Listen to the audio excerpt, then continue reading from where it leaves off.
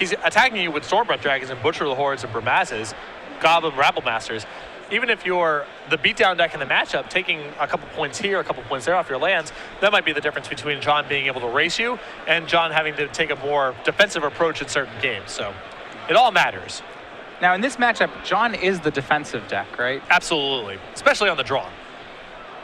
As we saw before, the big things, the keys to the game for Kevin are going to be to not let John connect with any of his big life gain spells for starting. So this would be like Butcher of the Horde or Sorin Solemn Visitor. And they're both, the problem with those cards is they're both incidental. They're not dedicated life gain spells. They have dual functionality, and because they are both essentially haste cards, Sorin works the turn it comes into play, and you can give Butcher of the Horde haste. Kevin, to some extent, has to play around that possibility the whole game. So it's a tough dimension. So on Kevin's side, a key, you could say a key is to not let lifelink connect. What would you say is important on John's side here? Not to take damage that's unnecessary. Be extremely careful about tapping that Mana Confluence, the Battlefield Forge. Not break your Bloodstained Mires until you absolutely have to. The sequencing of the lands. He has to cast things on time while taking as little damage as possible. Yeah, one thing with the Mana Confluence, and this is something I like in his deck, John is playing a copy of Urborg in his deck, which means if he does get an Urborg in play, he can tap Mana Confluence without taking damage for it.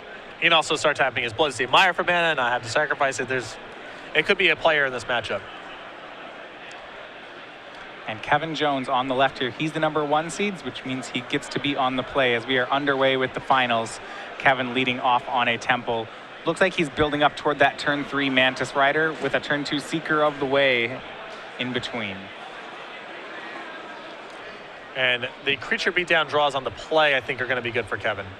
Yeah. Because John has a lot of removal, but it doesn't start really until, optimistically he can cast a Lightning Strike on turn 2, but that's not going to be possible with every hand. Optimistically, he can cast Hero's Downfall or Crackling Doom on turn 3, but even then, a Mantis Rider will have at least gotten him one hit. Yeah, he's going to start with Nomad Outpost, sacrificing turn 1 to get his mana set up. And Kevin, with a fetch land, looks like he's going to make Seeker of the Way on turn 2.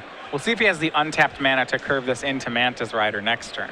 That's a big start for Kevin on the play because it's just not impossible, but really hard for John to remove both creatures on time. Yeah, and I believe Kevin with Shivan Reef will be able to do that. But like you said, John does have removal spells to answer these up the curve. Question is whether or not he can do it with his mana base. On the draw, it's going to be a little riskier. And John will start with Thoughtseize. Kevin shows 2 Mantis Riders and Jeskai Charm. This Thoughtseize is ideal for Kevin because he has a backup Mantis Rider, and this means that John can't cast a removal spell this turn. So it's minimum 5 damage. I think that Kevin is ecstatic that Thoughtseize was the play this turn. Yeah, if there was one Mantis Rider, this would be a great Thoughtseize, but the second Mantis Rider didn't really matter. As you said, it cost John his turn. It cost him 2 life points. It doesn't affect Kevin's curve at all. Exactly. He takes 1 Mantis Rider, but that leaves Kevin with a turn 3 play and 7 points of burn, if you count Jeskai Charm and Lightning Strike. With John down to 18 and next turn most likely dropping down to 13, Kevin is only 6 points away from lethal already. And John cannot break serve from this spot. He can't kill both creatures next turn. He can play a blocker or a removal spell, but he has no way of cleaning up both of these. So one of these creatures gets to connect again the next turn. Yeah, and both of them will hit for 3 because of the prowess ability. You could say that John's already down to 3 here. Yeah. Even with ideal draws, he'll go that low. Which at least I would think means he's gonna need to get one of these lifelinkers in play. I can't imagine him coming back from this game unless he's able to get Butcher of the Horde in play with some token creatures pronto, and I don't know how he's going to pull that off here. All right, Lightning Strike from John takes care of the Mantis Rider. He's played a Temple of Malice that turn as well, so John's still being very pain-free with his mana. Draw from Kevin there. He has 2 Magma Jets and Jeskai Charm. So 8 points of burn in the hand. He's going to Magma Jet John, so John goes to 11. Seeker of the Way pumps up to a 3/3. This is main phase, not upkeep. So Kevin's not setting up his turn draw this turn. He's setting up his draw next turn. Either way, scries both to the bottom, and we'll swing for 3. John will drop to 8. Kevin up to 21.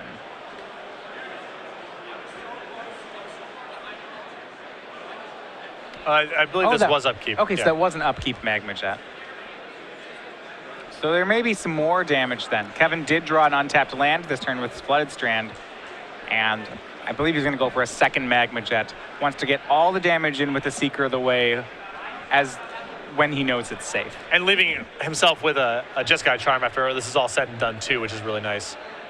So John down to 9 on the second Magma Jet. Now Seeker's a 4/4. We'll see John dropping to 5. Not exactly lethal from Kevin, but not very far away.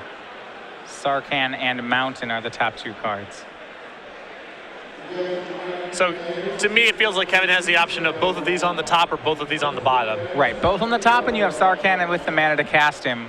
Both on the bottom, and you can just draw a burn spell. I think my instinct would be to put both on the bottom. I would agree. It looks like Kevin is... I feel like his average draws at this point are better than Mountain into Sarkhan.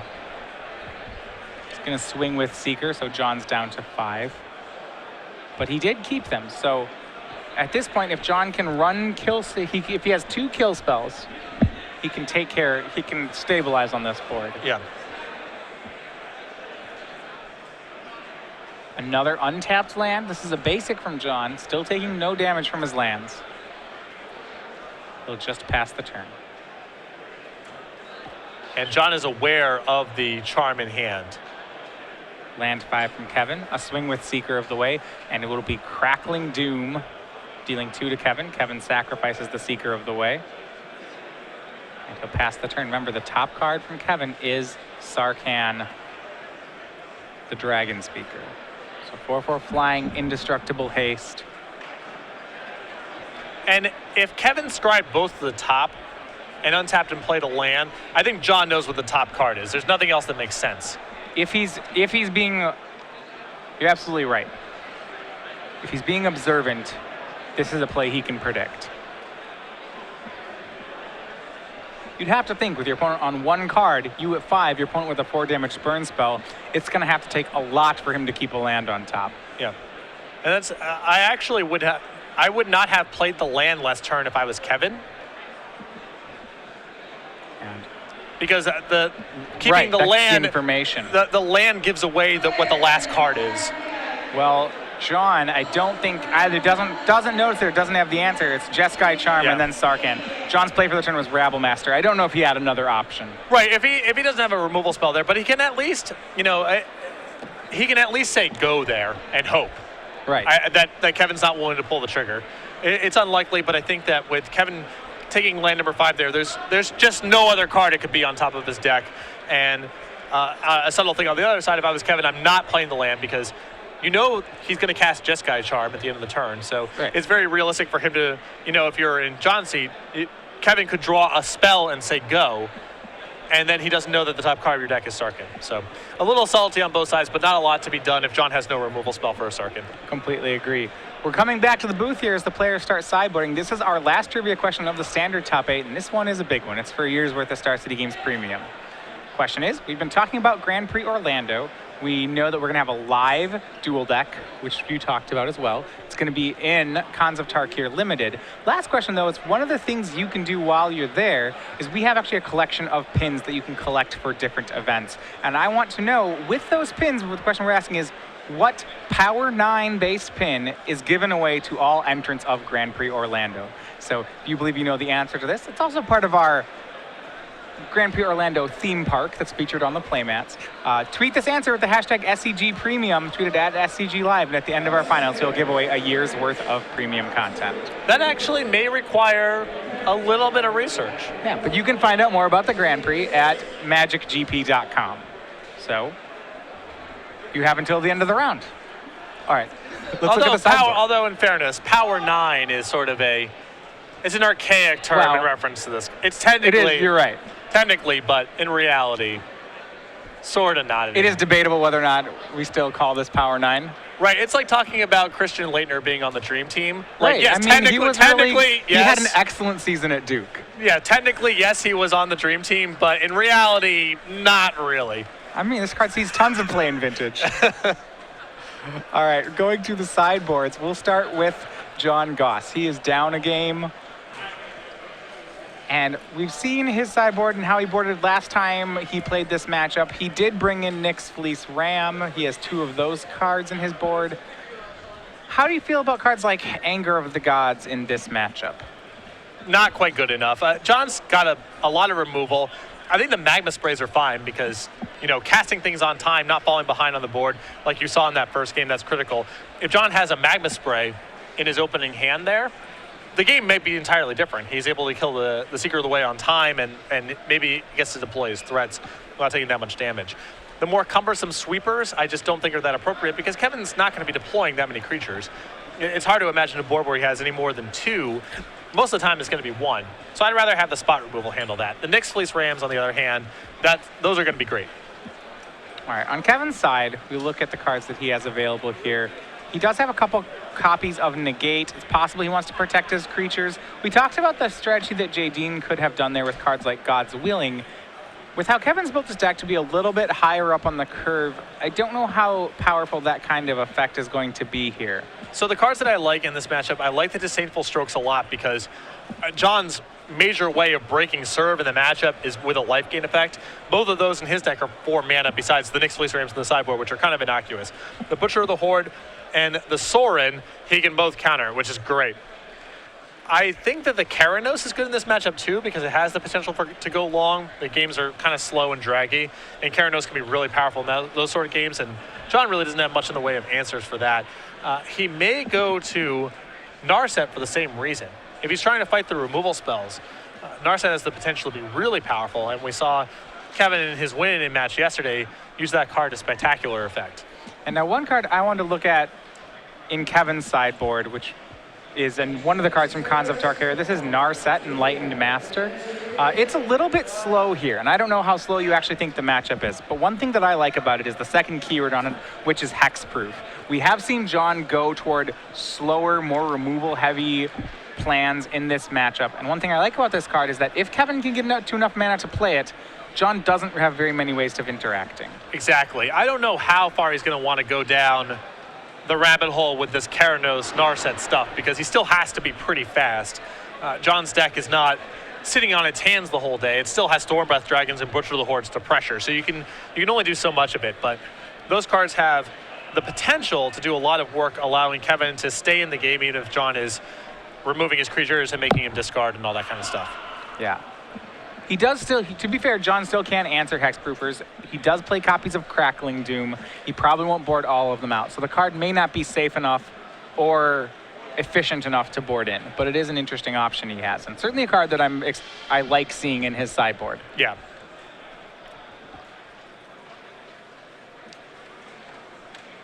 And when we talked about John last time here, cards like Stormbreath Dragon, we weren't sure how many of those he keeps in. He's not as much the Stormbreath Dragon deck as Kevin is. One thing is, how much do you become a control deck if you're the Mardu player? Boarding in, more removal, but how many creatures do you actually have to keep in to close the game? The creatures he has are high impact. It's tough. Maybe some of the 3-drops are supposed to go. I know it's sacrilegious to suggest that Goblin Rabble Master get cut, but given the nature of the matchup, the fact that Kevin's playing with 4 copies of Magma Jet, maybe it's the outlier here. I don't know. Yeah, that certainly is different than the last matchup he had against Jeskai. Rabble Masters are not nearly as safe. Yeah. And the opportunity cost to tap out is pretty high on John's side because Kevin can always respond with a Mantis Rider. And ideally, John would want to respond to that card immediately every time. Even taking 1 hit is a big risk. So the cards that force him to tap out that are low in impact, to me, are the most suspect. We are underway here. Just a quick points update here. With his top 4 finish, Ross Miriam moves up to 145 points. That puts him in the lead for Season 4. Even with a win here, With a win here, Kevin will move up to 144, so he will not overtake Ross, but he will get 1 point behind. But right back in the race after he sort of fell behind. I mean, early on, Season 1, Season 2, he was never really in the contention for any of the spots in the Season 1, Season 2 Players' Championship invite. But he was always close. He was always on the top 16. Fell off, but very good showing here. A game away from locking up a win, which would be a huge boost in points.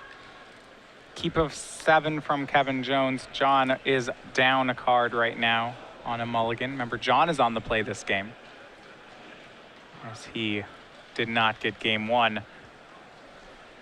And really, Kevin's draw game 1 was quite good. John was not well situated to deal with it.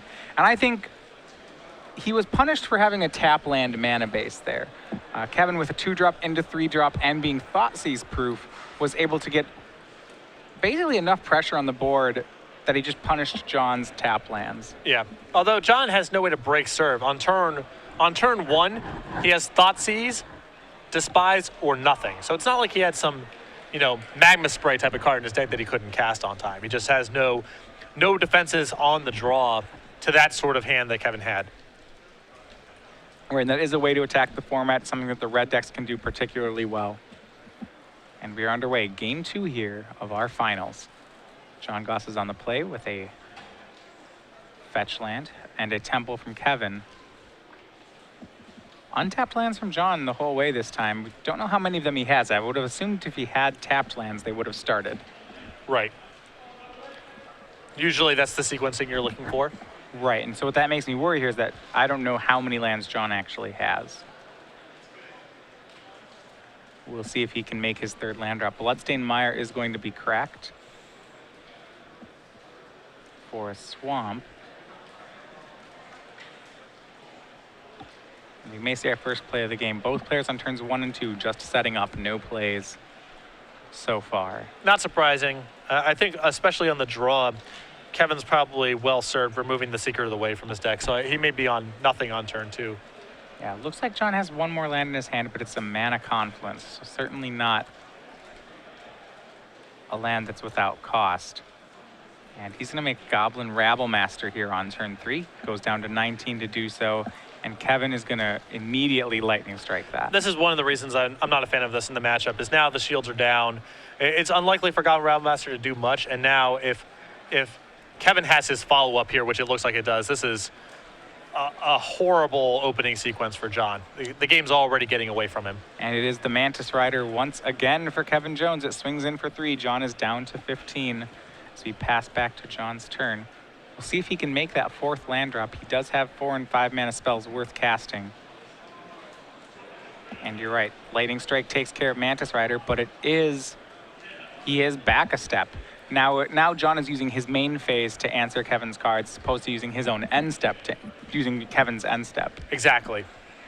So the tempo of the game's all off, and John's now missing land drops on Mana Confluence and Battlefield Forge, so it's probably going to get worse from here. The initiative has been stolen. Kevin for the turn was just laid a temple and passed, which is kind of fortunate for John. What he really didn't want to see was another Mantis Rider there, and Kevin didn't have a follow-up creature.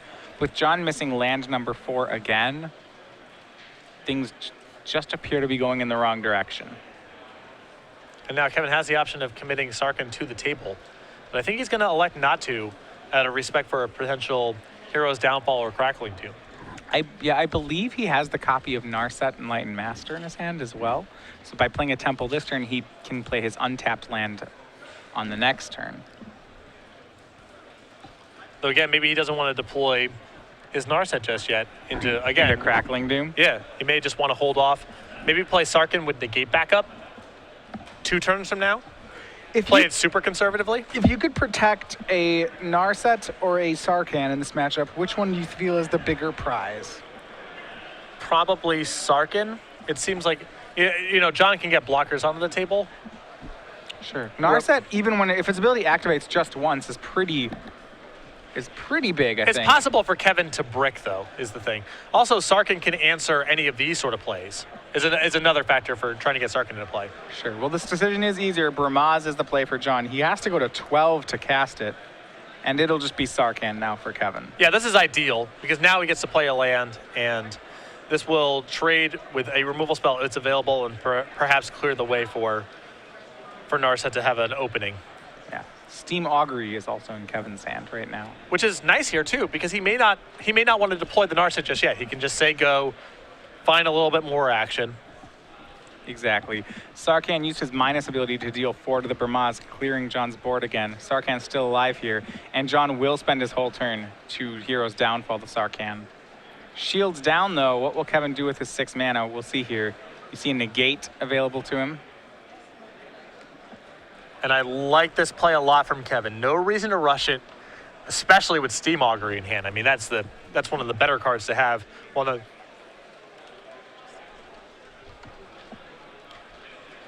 Might as well just build up a hand. We'll see. Tap land for John, but it's going to be Steam Augury on Kevin's side. Remember, negate is up this whole time. And once again, you know, the 2 lands on your second best spell, probably. The cards are Banishing Light, Disdainful Stroke, Jeskai Charm, and 2 lands. And I imagine Kevin's going to get Disdainful Stroke and 2 lands in a pile. Disdainful Stroke and Banishing Light are, I think, of approximate quality. Sure. And it's Banishing Light that goes with the lands. If you look at this, I'd have to think Kevin's getting a stack of lands. Probably. I might have split this Jeskai Charm Mountain against Scryland 2 spells. Because the Charm feels like the prize here. Yeah. But getting a I Scryland agree. is a nice compensation for the 2 worst spells. I think if you put Jeskai Charm with another spell, you're certainly getting the other Right, pile. exactly. But I think with Mountain, you may get the Charm. Now, to be fair, if Kevin has the Narset with negate, an 8th land is actually something he's in the market for. Exactly. That's another factor here, too. As odd as that sounds, this burn deck is probably okay with 8 lands, and now we do see that play. Narset, Enlightened Master on the battlefield, 2 mana up, and if you haven't seen her attack before, it is... Go back and watch the tape. Go back and watch the tape from yesterday. You're going to want to see an attack. This guy's real good once you get a trigger. He gets to cast the top 4 cards of his deck for free. John's going to go for the Crackling Doom. That's not going to work. It's going to get negated. And we're going to go to free. Let's see what free spells we get this turn. I think John's dead. Oh, probably. We'll find out in a moment. With the Stoke the Flames that Kevin drew, John is almost certainly dead. Oh, you spin the wheel. Here we go. All right, what do we get to play for free? A Stoke. Stoke the Flames, Sarkhan, Mantis Rider. Okay. Well, Stoke plus the Stoke in hand should do it. Stoke, yep. Stoke cast off Narset, puts John to 6. Another Stoke the Flames puts him to 2. Narset deals 3. And that is the match. Kevin Jones 2-0 is your standard open champion here in New Jersey. And another, some flair for the dramatic once again, as just like yesterday in game 3 in his win, and Narset dealing the final points of damage. Yeah, and then